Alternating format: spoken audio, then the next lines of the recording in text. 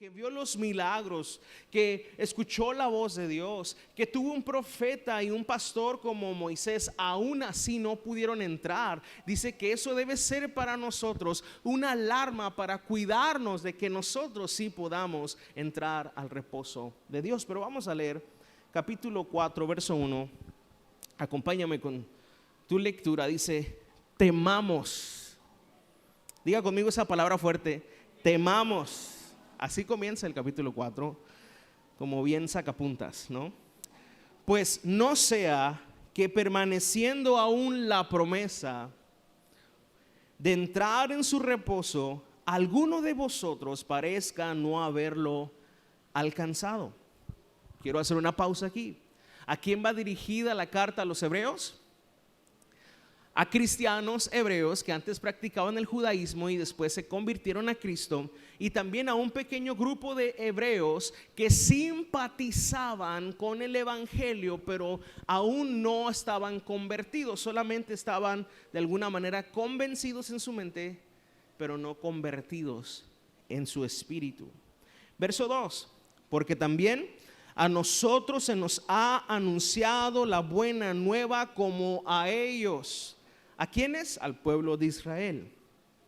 Pero no les aprovechó el oír la palabra por no ir acompañada ¿de qué? De fe en la que los oyeron, en la que la oyeron. Verso 3: pero los que hemos creído entramos en el reposo de la manera que dijo: por tanto juré en mi ira, no entrarán en mi reposo, aunque las obras suyas estaban acabadas desde la fundación del mundo. Voy a leer del corrido hasta el 13 y después nos vamos a ir deteniendo en algunos versos para ir entendiendo lo que el autor está escribiendo. Acuérdense que algo que hemos dicho de Hebreos es que es una de las cartas más difíciles de interpretar, y cuando tú lees Hebreos de corrido, lo más seguro es que no vamos a entender nada al principio hasta que detenidamente vamos observando lo que Dios ha plasmado en esta hermosa carta. Dice el verso 4: porque en cierto lugar dijo así del séptimo día, y reposó Dios de todas sus obras en el séptimo día. Verso 5: y otra vez aquí: no entrarán en mi reposo. Verso 6: por lo tanto, puesto que falta que algunos entren en él, y aquellos a quienes primero se les anunció la buena nueva no entraron por causa de desobediencia. Verso 7: otra vez determina un día, hoy, diciendo después de tanto tiempo, por medio de David, como se dijo: si oyeres hoy su voz, no endurezcáis vuestros corazones, porque si Josué les hubiera dado el reposo, no hablaría después de otro día. Por tanto, queda un reposo para el pueblo de Dios, porque el que ha entrado en su reposo también ha reposado de sus obras como Dios de las suyas. Eso está maravilloso, ahorita lo voy a explicar. Verso 11: procuremos pues entrar en aquel reposo, para que ninguno caiga en semejante ejemplo de desobediencia. Verso 12, que es un verso que casi todos conocemos: porque la palabra de Dios es viva y eficaz, y más cortante que toda espada de dos filos, y penetra hasta partir el alma y el espíritu, las coyunturas y los tuétanos, y discierne los pensamientos y las intenciones del corazón. Y no hay cosa creada que no sea manifiesta en su presencia, antes bien todas las cosas están desnudas y abiertas a los ojos de aquel a quien tenemos que dar cuenta. ¿Quién será esa persona? Dios. A Él daremos cuenta. Entonces regresamos a los primeros versos del capítulo 4 y vamos a ir explicando. Usted ya se dio cuenta que el tema es la advertencia nuevamente hacia la incredulidad, y hace una comparación con el pueblo de Israel que salió de Egipto y anduvo en el desierto y no pudieron entrar al reposo de Dios, a la tierra prometida. ¿Por qué razón? Por su incredulidad. Su incredulidad no los dejó entrar al reposo de Dios. Observemos el verso 2: porque también a nosotros se nos ha anunciado, así como a ese pueblo, la buena nueva como a ellos, pero no les aprovechó el oír la palabra por no ir acompañada de fe en los que la oyeron. Pero los que hemos creído entramos en el reposo. ¿Cuántos han entrado en ese reposo? Observe que no dice los que hemos creído entraremos. Dice los que hemos creído entramos en el reposo. Ahora dice aquí que los que oyeron, hablando del pueblo de Israel, no entraron en el reposo, no les aprovechó el mensaje porque no creyeron en el mensaje. Fueron incrédulos. Ahora, esto es muy interesante porque a veces pensamos que de tanto oír o de tanto conocer es que tenemos fe. Y no es así. Es posible que tengamos la información y es posible que tengamos el conocimiento y aún así no tener fe en nuestra vida, una fe real, una fe bíblica. En otras ocasiones yo les he hablado que existen diferentes tipos de fe. Y esa fe de la que la Biblia está hablando es una fe muy específica, la fe de salvación. Y la fe de salvación es una fe que por lo menos tiene dos ingredientes: temor de Dios y obediencia. ¿Tú quieres saber si tú verdaderamente crees? ¿Cuántos quieren saber si realmente están creyendo en Jesús? ¿Te has hecho a veces esa pregunta? Yo me la he hecho. ¿En verdad estoy creyendo en Cristo? ¿En verdad le creo a Dios? ¿Y sabes cómo tú puedes saber? Haciéndote otra pregunta: ¿estoy obedeciendo a Dios? ¿Le temo a Dios de tal manera que guardo sus mandamientos poniéndolos por obra? Porque la fe sin obras es muerta. Y el pueblo de Israel conoció las obras de Dios, vio los milagros, vio el mar abrirse en dos, fue testigo de la columna de fuego, fue testigo de la nube que los seguía de día, fue testigo de cómo en un monte literal hubo truenos y relámpagos y la voz de Jehová se escuchó. Pero aún así fueron hombres y mujeres incrédulos que no entraron al reposo que Dios les había prometido. Aquí el escritor dice que aún la promesa está vigente. Gracias, hermano. Aún la promesa en el verso 1 está vigente para entrar al reposo, pero que ellos no entraron. Y la advertencia es para nosotros: ustedes, todavía hay tiempo para que ustedes puedan creer y ustedes sí puedan entrar al reposo que Dios ha prometido. Y me encanta el verso 3 porque habla de algunas personas que están ya en el reposo. Dice: los que hemos creído entramos en el reposo, de la manera que dijo: por tanto juré en mi ira, no entrarán en mi reposo, aunque las obras suyas estaban acabadas desde la fundación del mundo. Dios en Génesis capítulo 2 creó todas las cosas y vio que eran buenas, y reposó al séptimo día de todas las obras que había hecho. Amén. ¿De qué reposo entonces está hablando la escritura? ¿A qué reposo se refiere? A un reposo que solamente se entra por medio de la fe en Cristo Jesús. Fíjate bien, gracias. Existe una fe cultural. ¿Cuál es la fe cultural? La fe cultural es aquella que solamente cree por tradición. Hay gente inclusive dentro de la iglesia cristiana que tiene una fe cultural, que vienen porque el abuelo, el tío, el primo o la abuelita cree, pero él no cree. Y necesitamos entender que no es lo mismo conocer que creer. No es lo mismo simpatizar que verdaderamente ser hijo de Dios. Estoy diciendo esto aunque es duro, porque yo quiero que tú sepas que Dios hoy ha preparado un día de salvación para ti. Dios tiene su promesa vigente para aquellos que están escuchando. Y yo creo que quizá puedas haber escuchado el mensaje muchas veces, pero creo firmemente en mi corazón que hoy es un día de salvación para ti. Inclusive para aquellos que piensan que por haber estado mucho tiempo o haber acompañado a alguien dentro de la iglesia son cristianos, pero aún no han recibido el don de la salvación. Y si tú estuviste con nosotros cuando estudiamos el capítulo 3, viste que muchas veces el escritor dice hoy.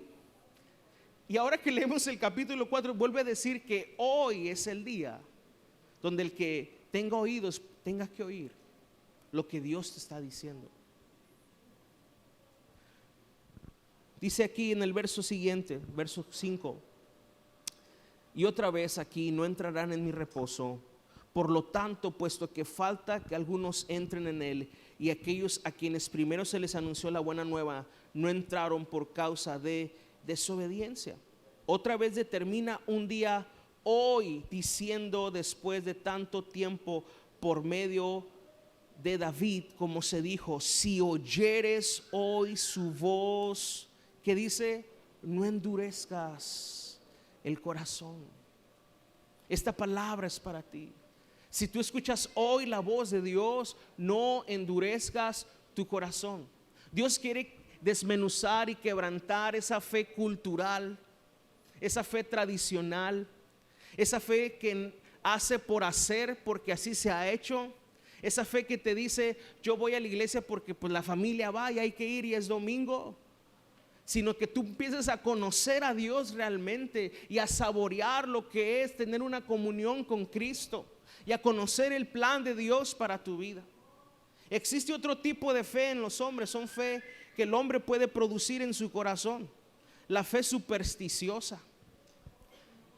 La fe supersticiosa es aquella que solamente confía en lo sobrenatural. Es aquella fe que está sustentada en las cosas que quizás solamente no puede entender, pero es una fe que no está posicionada en Cristo, sino en aquellas cosas que la persona quiere creer. Una persona supersticiosa tiene sus propios ídolos, tiene sus propias creencias o sus propios rituales. Hay personas aún dentro de una iglesia evangélica que tienen más una fe supersticiosa que una fe en Cristo. Una fe supersticiosa nunca va a estar basada en las escrituras. Una fe supersticiosa va a estar basada solamente en los acontecimientos sobrenaturales. Hay personas que hablan más de sueños, de historias de la mano peluda y de ultratumba, que del evangelio de Cristo. Hay personas que se conocen más los nombres de los demonios que los de los apóstoles, y que caen en habladurías y caen en fantasías y caen en todo tipo de conversaciones infructíferas que no edifican y no traen crecimiento a las personas. La fe bíblica es una fe puesta en Cristo Jesús y en su palabra, y es una fe que produce salvación. Hay otro tipo de fe, la fe circunstancial. La fe circunstancial es aquella que solamente cree por momentos, de acuerdo a la circunstancia. Si una persona está enferma y dice es que yo necesito un milagro, y llega a un lugar, a una campaña, a una iglesia para que oren por ella porque necesita de Dios en ese momento, pero una vez recibido el milagro, también de la misma manera se va la fe. Creen por circunstancias. Es una fe que no perdura. Es una fe que es momentánea. Otro tipo de fe que existe es una fe emocional, que está basada solamente en sentimientos y en emociones. Y una persona que cree así es una persona muy fluctuante. Es una persona que de acuerdo a su ánimo es entonces si dice creer o no creer. Si ese domingo se levantó con muchas ganas y con mucho ánimo, llega el domingo y es el que danza con el pandero y la arpa. Pero si un domingo se levantó de malas, ni a la iglesia viene, porque está basada su fe solamente en sus emociones. Todas esas clases de fe que acabo de mencionar no es una fe verdadera, no es una fe bíblica, no es una fe que esté puesta en Jesús. La fe que está puesta en Jesús tiene estos dos ingredientes: el temor a Dios y la obediencia. Jesús dijo: el que me ama, mis mandamientos guardará, mis mandamientos va a obedecer. La obediencia y el temor a Dios van de la mano. y demuestran que verdaderamente tenemos una fe verdadera, genuina en Cristo Jesús y en su palabra. Vuelvo a repetir lo que dije hace un momento. Si tú quieres saber si estás creyendo en Jesús o no, la pregunta que nos debemos de hacer todos es: ¿estoy obedeciendo a Jesús? ¿Obedezco su palabra? ¿Atesoro y guardo su palabra? ¿Es un deseo para mí llevarla a cabo? Si no es así, debemos de reconsiderar en quién estamos creyendo o qué es lo que creemos. Algo que siempre decimos, y lo decimos con mucho amor, pero también con mucho temor, es que estamos seguros de que no por entrar a una iglesia todos hemos recibido salvación o todos hemos nacido de nuevo. Es como cuando entras a un Carl Jr., no te hace una hamburguesa entrar ahí, aunque ahí venden hamburguesas y todo es hamburguesa ahí.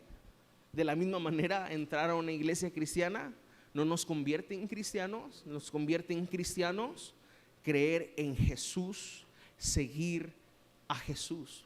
Ahora nos encanta recibir personas que aún no conocen a Jesús, porque aquí creemos que es el lugar donde pueden escuchar el mensaje que los convierta en hijos de Dios.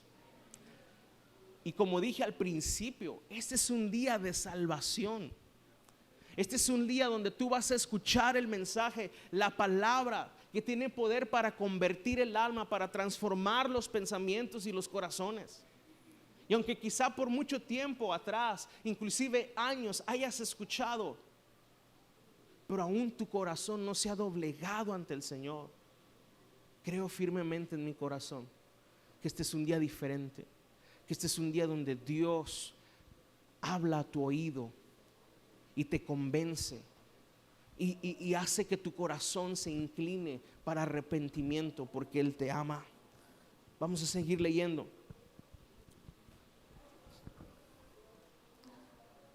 Verso 8. Porque si Josué les hubiera dado el reposo, no hablaría después de otro día.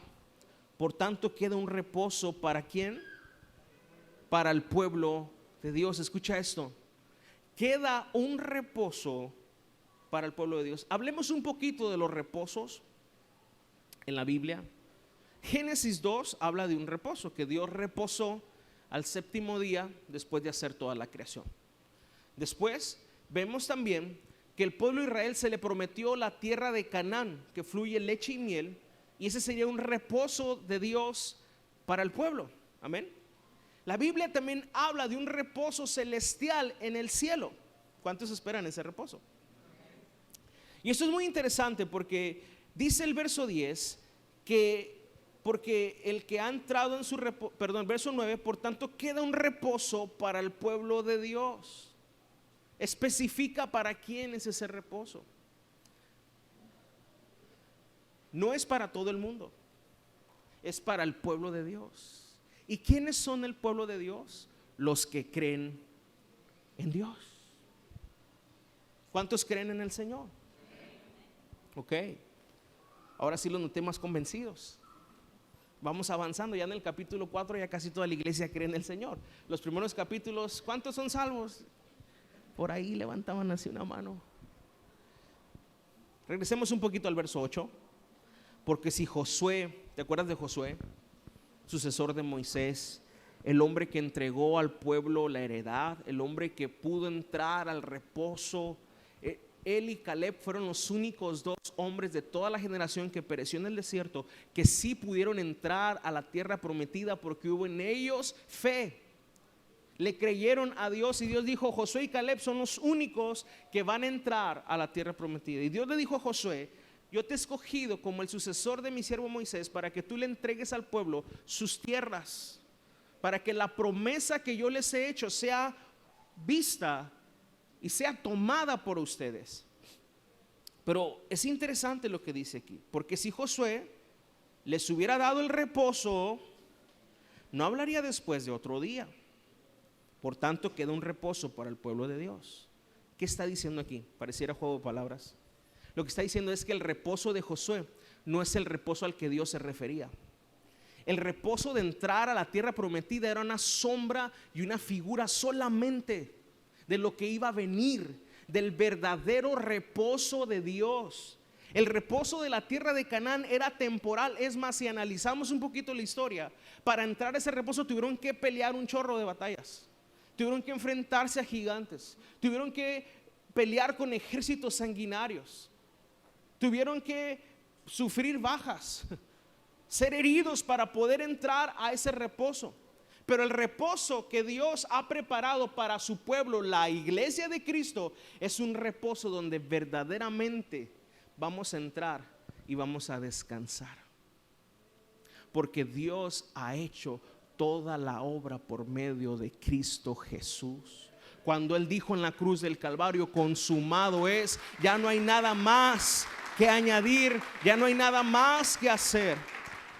Gloria a Dios por eso. Entonces queda un reposo para el pueblo de Dios. Para allá vamos, aleluya. Y luego dice el verso 10, porque el que ha entrado en su reposo también ha reposado ¿de qué? Dígalo fuerte, ¿ha reposado de qué? De las obras. Así también ha reposado de sus obras como Dios de las suyas. Aquel día descrito en Génesis, donde Dios reposó de sus obras. Escucha bien esto.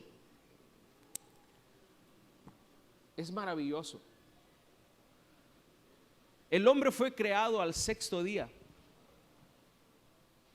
y Dios reposó al séptimo día. Quiere decir que el primer día del hombre lo encontró en reposo. Porque Dios siempre ha mostrado su intención de que el hombre viviera en un reposo de parte de Él. Pero sabemos que el hombre falló y pecó. Y el hombre entró en maldición a causa del pecado. Y Dios en ese día reposó. Porque Él sabía que Jesucristo, su Hijo, vendría, como lo dice Efesios, a restaurar todas las cosas que el pecado había descompuesto.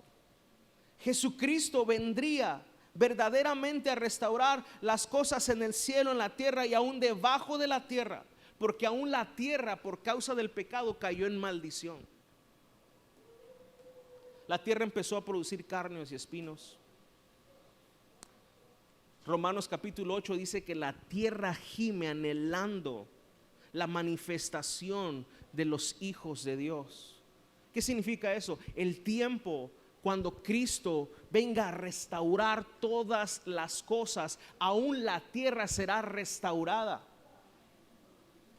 a causa del poder de Jesucristo.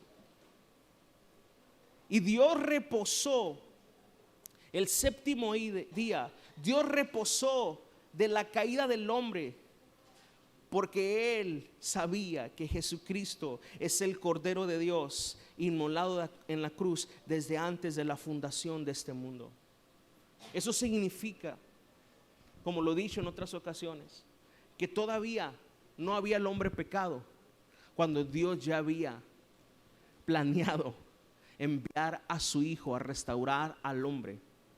Dios había planeado enviar a su Hijo para restaurar todas las cosas y darle al hombre el verdadero reposo de Dios, el reposo que solo reciben aquellos que creen. Es un reposo en nuestras obras. Eso significa que ya no hay nada que tú y yo podamos hacer o debamos hacer para ganar nuestra salvación. La salvación no es algo que nosotros ganamos, es algo que nosotros recibimos por medio de la fe. Es algo que nos ha sido dado gratuitamente por poner nuestra fe y nuestra confianza en Jesús y declarar y reconocer que somos pecadores y necesitamos la gracia que solamente proviene por medio de Jesucristo. Es una salvación sin obras, es una salvación gratuita.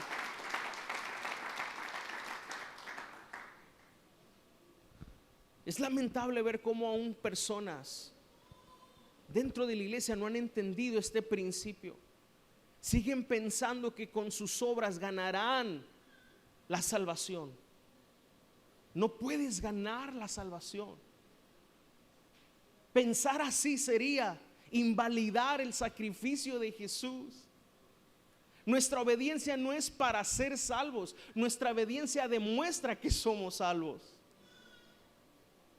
Nuestra obediencia es un fruto de salvación. No es la salvación por medio de las obras que nosotros podamos hacer. Tienes que aprender a reposar en Jesús. Aquellos que han creído en Él como el autor de la salvación, como el Salvador del mundo, aquel que limpia los pecados aún más horribles, aún aquellas rebeldías y aquellas transgresiones más horrendas. Cuando alguien se arrepiente y viene a los pies de Jesús, recibe perdón de pecados, porque su sangre es poderosa para limpiarnos. Aleluya, gloria a Dios. Dios reposó de sus obras, sabiendo que enviaría a su Hijo a remediar ese problema. Ahora el cristiano que ha creído verdaderamente puede reposar de sus obras y saber que él depende de su Señor, que su Señor lo tiene en sus manos, y que si él puede obedecer y si él puede amar, no es porque puede ganarse algo, sino porque el poder del Espíritu Santo está sobre él, algo que el Señor mismo le ha dado para que pueda obedecer sus mandamientos. Hermano, el reposo del Señor está vigente. Y dice aquí el verso 6: por tanto, puesto que faltan que algunos entren en él. Escucha esto. La Biblia dice en 2 de Pedro que Dios retarda su promesa. No retarda su promesa como algunos piensan. No, Dios ya ni va a venir. No, ya, eso es una falacia. Dios no va a venir. Claro que Él viene, pero Él es paciente. Él está esperando, porque hay algunos que faltan por entrar. No han entrado, pero hay algunos que faltan por entrar. Sabes, esto debe ser lo que aliente nuestro evangelismo. Cuando tú sales a la calle, tú sabes que hay muchos que no van a creer, pero habrá algunos que lo hagan. Y si ese hombre o esa mujer o ese niño creyó, era uno de los que faltaba, que dice aquí. Y por ese uno vale la pena hacer una campaña, y por ese uno vale la pena hacer un estudio, y por ese uno vale la pena ir a un país para encontrar un hermano que Dios ya lo tenía predestinado, pero a causa de la predicación del evangelio creyó para salvación. Eso es lo que debe motivar nuestro evangelismo. Es lo que debe motivar que nosotros hablemos de Cristo. Hay algunos que faltan. Y yo me pregunto, aquí dentro de este lugar, ¿habrá algunos que falten de entrar al verdadero reposo? ¿Habrá alguien que todavía quiera con sus obras decir, me voy a ganar la salvación? O yo creo que si hago esto, Diosito no se enoja. Y yo creo que si le doy para acá, no obedezco lo que dice aquí. Yo tengo mi propia cultura, ¿sí me entiende, no, pastor? Mis tradiciones. Sí, yo creo esto. Mire, si yo me persino nomás a la mitad, no es pecado. Y si yo hago aquí, si yo muevo acá. Y pensamos que podemos hacer caminos alternos para la salvación. Decía el domingo pasado, el mensaje de Dios es muy claro. Dios nos ha dado vida eterna, y esta vida está en su Hijo. El que tiene al Hijo tiene la vida. El que no tiene al Hijo no tiene la vida. Es así de sencillo. Tienes al Hijo, crees en el Hijo, has recibido al Hijo como tu Señor y como tu único Salvador. Le has entregado tu corazón y te has reconocido delante del Señor. Yo no puedo, yo no sé, no, soy un pecador, me arrepiento de mis pecados. Si tú has hecho eso, hermano, aunque todavía no seas perfecto, aunque todavía te sigas equivocando, aunque todavía tengas problemas matrimoniales, aunque todavía tengas broncas con tus hijos, tú eres salvo no por las obras que estás haciendo, sino por la obra de Cristo Jesús en el Calvario. Gloria a Dios. No midas tu salvación o qué tan salvo eres por cómo está tu vida presente solamente. Hay algunos que dicen, es que hermano, yo creo en Jesús y todos los días pido perdón, pero si usted sabiera los problemas que estoy teniendo en mi matrimonio, si usted supiera los problemas que estoy teniendo con mis hijos, Si usted tuviera los problemas que estoy teniendo con mis pensamientos, hermano, la lucha demuestra, la misma lucha que estás teniendo es una evidencia que tú has pasado de muerte a vida. Si no tuvieras la lucha, tú estuvieras a gusto con tus pecadotes, nadando en los pecados. Y quien me diga qué me va a decir, y yo hago de mi vida lo que quiero, con dinero y sin dinero. Pero ahora no. Ahora pecas y no hayas dónde meter la cara porque sabes que le fallaste a tu Señor y porque sabes que hay un camino que seguir, pero te ves la imposibilidad de seguir, y esa imposibilidad no te debe llevar a renunciar, te debe llevar a humillarte a los pies de Cristo y pedir la ayuda del Espíritu Santo y saber que Él es poderoso para socorrer a los que han sido tentados. Así vive el creyente, así vive el cristiano. Hermano, todos estamos en un proceso. ¿A poco cree que mi matrimonio es perfecto? ¿A poco cree que mi vida camina en una perfección máxima? Anhelo, deseo, procuro, pero me equivoco tantas veces, hermano. Pero he aprendido a ver en las Escrituras esperanza para mí que soy pecador. Y esa esperanza no está en mi perfección, esa esperanza está en la perfección de Cristo. Esa esperanza está en la obra que Él ha hecho por mí, y eso me hace entrar a mí en un reposo. Y quiero explicar esto del reposo, porque el reposo no es así con un coco en la playa. El reposo no es, pues sigo pecando, a cabo que Jesús ya murió por mí. El que cree así no ha recibido regeneración. El que piensa así no ha recibido una verdadera salvación. El verdadero creyente que reposa en Cristo sabe que ha pasado de muerte a vida, sabe que está en un proceso donde sus afectos están siendo transformados, donde sus hábitos están siendo desmenuzados y adquiriendo nuevos hábitos santos. Es el que sabe que a lo mejor viene de un matrimonio de 20 años hecho pedazos y en 15 minutos no se va a componer. Es el que sabe que el hecho de que sea salvo no significa que su vida es perfecta de la noche a la mañana. Es el que sabe que aún esas pruebas y esas luchas que vienen se podrán solucionar, no por su obra, no por su capacidad, sino por la capacidad que ahora el Señor le da a sus hijos. Como dice el Señor, bástate de mi gracia, porque mi poder se perfecciona en tus debilidades. Y como Pablo lo aprendió a decir, todo lo puedo en Cristo que me fortalece. Y esa es la vida de los creyentes, de los que entramos al reposo. Pero hoy la pregunta es, ¿habrá alguien que no ha entrado todavía a ese reposo? Ve conmigo a 2 Corintios 6:2. Y fíjate lo que Dios te está diciendo hoy. Y si escuchas hoy su voz, no endurezcas tu corazón. Si hoy al estar escuchando este mensaje te das cuenta que a lo mejor simpatizabas, que a lo mejor te gusta, pero que aún no te has rendido, este es el día de salvación para ti. 2 Corintios 6:2 dice, porque dice, en tiempo aceptable te he oído, y en día de salvación te he socorrido. Y ese día es hoy, hermano. He aquí ahora el tiempo aceptable. El que tenga oídos para oír, que oiga. He aquí ahora el día de salvación. A lo mejor tú piensas que tienes que hacer un chorrototonal de cosas para que Dios te salve. Tantas veces como yo en algún momento lo pensé, la excusa es, no, es que ahorita yo sé cómo ando, brother, dame chance. No, déjame componer unas cosas ahí y luego ya vengo y ya me bautizo. ¿Sabes qué es eso? Fe tradicional o cultural. Te enseñaron de la abuelita, del padrecito que decía eso, pero no de la Biblia. La Biblia dice, es hoy el tiempo, ven con toda tu bola de problemas y pecados, ven, así te recibo, mi gracia te recibe y mi gracia te transforma y te ayuda.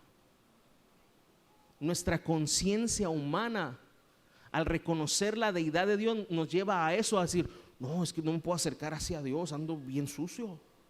No, ¿cómo voy a ir a la iglesia? No, se quema la iglesia, hermano. No, si yo entro con los pecadotes que traigo. No, ¿cómo voy a ir ahí de hipócrita ahí? Me acabo de pelear con mi esposa, ¿cómo voy a estar ahí? Pues más necesitas. Es como decir, estoy tan enfermo para ir al hospital. Te estás muriendo. Ve con el médico, no, ya que me aliviane voy a ir. ¿Tiene lógica? Y así pensamos porque la fe cultural embarga nuestra mente y no nos deja ver la luz del evangelio. La luz del evangelio es: ven así, así ven, pero así, en medio de un divorcio, en medio de fraude, de pecado, de situaciones, de un pasado tormentoso, así ven. Quizá no te has dado cuenta con quién estamos tratando. Estamos tratando con el creador del universo, el que dijo sea la luz y la luz se hizo. El que en este momento está diciéndote a ti, así como separó las aguas de la tierra, a ti también te está haciendo separando para él.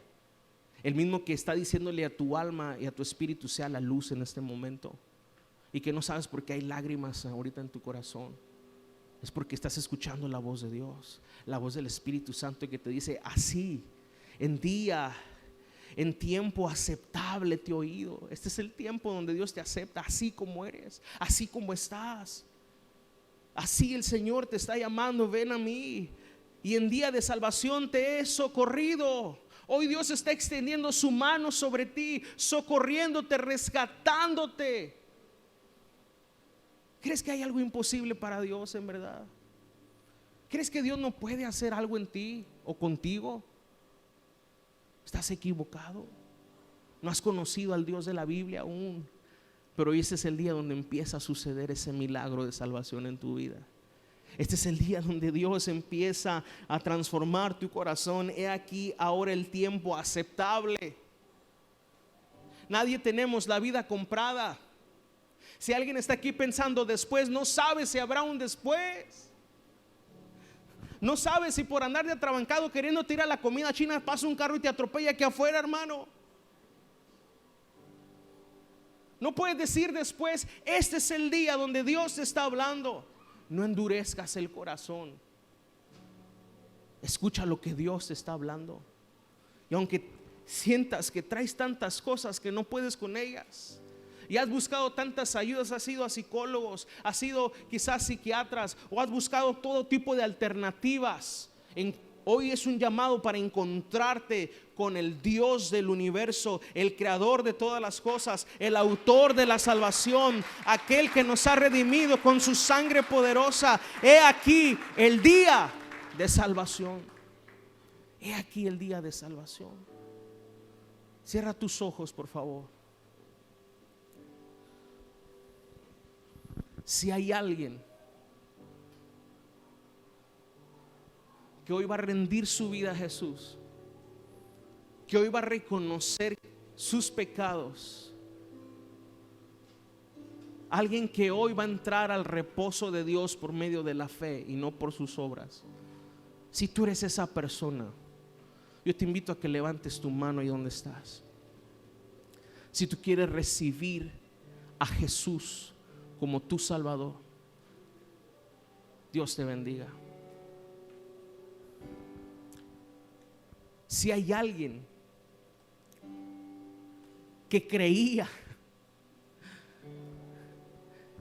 que estaba caminando, pero al analizar a través del sermón que no estaba confiando verdaderamente en Jesús, sino en sus propias obras, y hoy quieres reposar de tus obras, levanta tu mano también. Y a todos ellos que han levantado sus manos, yo les invito a que vengamos aquí al frente a orar. Y vamos a ponernos todos de pie.